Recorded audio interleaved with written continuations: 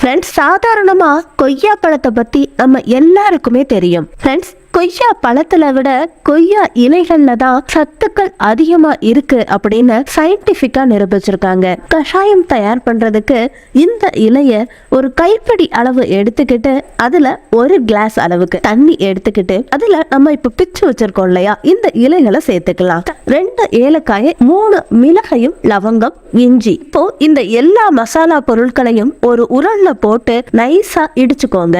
இதை நம்ம கொய்யா இலை பாயில் ஆயிட்டு இருக்கு இல்லையா, அந்த தண்ணியில சேர்த்துடலாம். இதோட டேஸ்டுக்காக கொஞ்சம் வெல்லத்தையும் சேர்த்துக்கோங்க.